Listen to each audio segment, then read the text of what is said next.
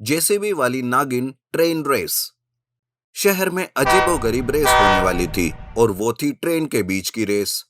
कई सारी तेज रफ्तार वाली ट्रेन उस रेस में हिस्सा लेने के लिए तैयार की गई थी। ये रेस सबसे यादगार रेस बनने वाली थी।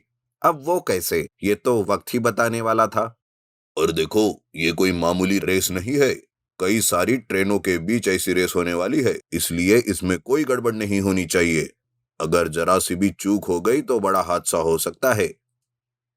अरे इतने महीनों से तैयारी कर रहे हैं, हमसे कोई चूक होने का तो सवाल ही नहीं है। थोड़ा तसल्ली रखो भाई। सारे आयोजक एक दूसरे को तसल्ली दे रहे थे। कुछ थोड़े से डरे हुए थे तो कुछ आत्मविश्वास से भरपूर थे। इतनी सारी तैयारियों के बाद आखिरकार रेस का वो सुनहरा दिन आ ही गया। एक साथ कई ट्रेन भागने लगी। हवा से भी तेज रफ्तार में वो आगे बढ़ रही थी कि तभी अचानक से खबर फैल गई कि आगे चलकर थोड़ी ही दूरी पर किसी ने उस रेलवे ट्रैक पर जेसीबी रख दी है। अगर समय रहते उस जेसीबी को ना हटाया गया तो जरूर बहुत बड़ा हादसा हो जाता। अगर एक भी ट्रेन उससे टकराती तो इसका नतीजा बाकी ट्रेनों को भुगतना पड़ता। इतनी कड़ी सुरक्षा इंतजाम के बाद भी आखिरकार गड़बड़ी हो ही गई। किसी को यह समझ में नहीं आ रहा था कि आखिरकार वो जेसीबी कहां से आई। और वही दूसरी ओर एक नागिन गुस्से से तिल मिला उठी थी। उसकी कोई खास चीज किसी ने चुरा ली थी। इतने सालों से मैंने ये जेसीबी संभाल कर रखी थी, अचानक से इसे कौन चुरा ले गया? किसकी इतनी हिम्मत हो गई? मुझे किसी भी कीमत पर उसे ढूंढना ही होगा। नागरानी, आपकी वो खास जेसीबी मिल गई है। किसी ने उसे उस ट्रेन की रेस के बीचों बीच रख दिया है। अगर जल्दी वहां से उसे नहीं हटाया गया तो उसका तो चकनाचूर हो जाएगा और ऊपर से उन सारी ट्रेनों के साथ भी बहुत बड़ा हादसा हो सकता है। अब आप ही कुछ कर सकती हो। वो जैसे भी उस नागिन के लिए बहुत खास थी। न जाने कितने सालों से उसने उसे संभाल कर रखा था। वो जैसे भी किसी खास इंसान के तौर पर उसने उसे अपने पास रखी थी, लेकिन किसी दुष्ट ने नागिन से बदला लेने के लिए और लोगों को परेशान करने के लिए उस जेसीबी को रेस के बीचों बीच रख दिया था। उस दुष्ट का इरादा एक तीर से दो निशाने मारने का था। अगर कोई शक करता भी तो सीधा नागिन पर करता। ये सब जानते हुए नागिन बिना देरी किए वहां जा पहुंची। एक एक करके सारी ट्रेन वहां तक पहुंचने लगी थी। अब बस कुछ ही मिनटों की देरी थी। अगर नागिन ना पहुंचे तो हादसा होना तय था कि तभी नागिन भी वहां आ पहुंची। हे भगवान, ये तो सच में अनर्थ होने वाला है। मुझे जल्द ही कुछ करना होगा। अब नागिन ने अपना विशालकाय रूप धारण कर लिया और अपनी शक्तिशाली पूंछ से उस जेसीबी को पकड़कर अपनी तरफ खींचने लगी। पर किसी ने उसे वहां पर लोहे की जंजीरों से बांध कर रख दिया था। इसी कारण नागिन आसानी से उसे अपनी तरफ खींच नहीं पा रही थी। तभी अचानक नागिन ने महादेव का स्मरण किया और पूरी ताकत के साथ उसे अपनी ओर खींच लिया।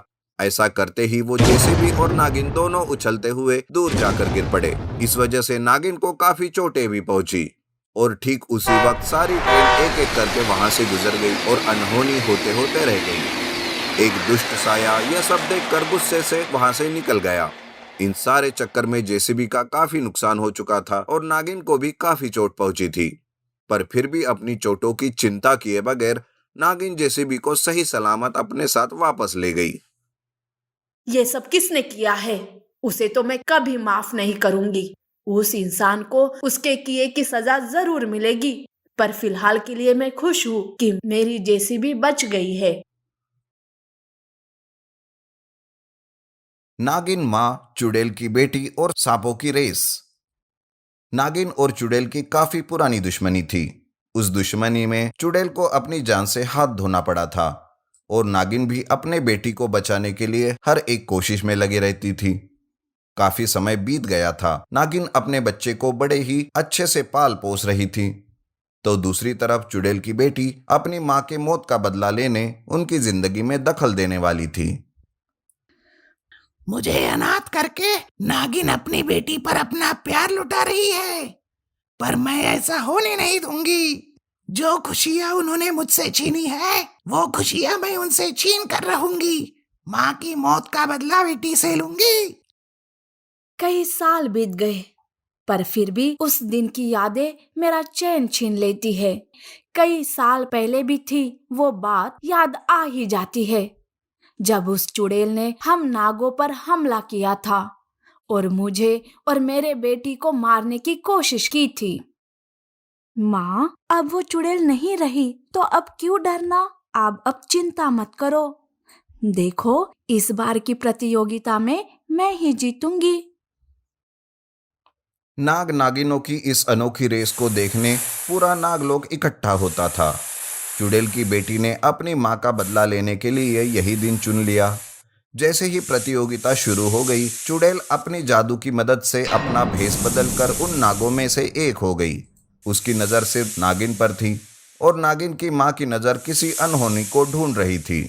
इस बार उसका दिल बार बार कह रहा था कि जरूर कुछ बुरा होने वाला है, इसलिए वो पूरी तरह से सतर्क थी और चारों ओर अपनी नजर रखकर थी।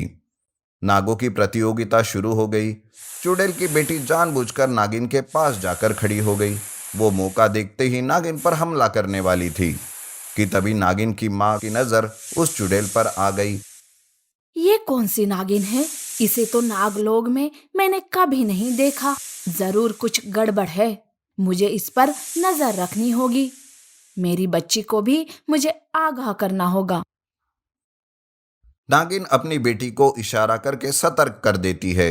उसकी बेटी भी उसका इशारा खूब समझती है, पर वो कुछ कर पाती इससे पहले ही प्रतियोगिता शुरू हो गई। अब यह प्रतियोगिता नाग नागिनों की थी, इसलिए यह घने जंगलों में ही हो रही थी। चुड़ैल ने मौका पाते ही नागिन की बेटी पर हमला कर दिया। सारे नाग नागिन काफी पीछे थे, इसलिए कोई भी नागिन की मदद करने वहां उपस्थित नहीं था। उधर मां का दिल अपनी बेटी के लिए चिंतित हो उठा था। वो भी उनके साथ साथ उनके पीछे जाने लगी। नागिन कहती है, माँ ने सही कहा था, तुम हम में से तो बिल्कुल भी नहीं हो। कौन हो तुम? तुम मुझे नहीं पहचानती, पर तुम्हारी माँ अच्छे से पहचानती है। उसकी वजह से मैंने अपनी माँ को खो दिया है। मैं बस उसी का बदला तुमसे लेने आई हूँ। आज तुम यहाँ से जिंदा नहीं जा पाओगी। दोनों के बीच लड़ाई शुरू हो जाती है। लड़ते लड़ते वो काफी दूर निकल चुके थे। चुड़ैल काफी ताकतवर थी, इसलिए नागिन उसका मुकाबला ज्यादा देर तक नहीं कर पाई और वो बुरी तरह से घायल हो गई। इससे पहले कि चुड़ैल नागिन को मार डालती, नागिन की मां अपनी बेटी को बचाने वहां पर पहुंच गई। नागिन ने चुड़ैल को अपनी बेटी से अलग कर दिया और अब चुड़ैल का सामना नागिन से था, एक माँ से था। माँ नागिन काफी शक्तिशाली थी और उनका तजुर्बा भी, इसलिए चुड़ैल उनके सामने ज्यादा देर तक नहीं टिक पाई और अपनी माँ की तरह वो भी नागिन माँ से हार गई। नागिन ने उसे भी उसकी माँ के पास भेज दिया। नागिन के जादुई आग से चुड़ैल भस्म होकर राख हो गई। उस राख को इकट्ठा करके नागिन माँ ने उसे गहरे गड्ढे में दफन कर दिया।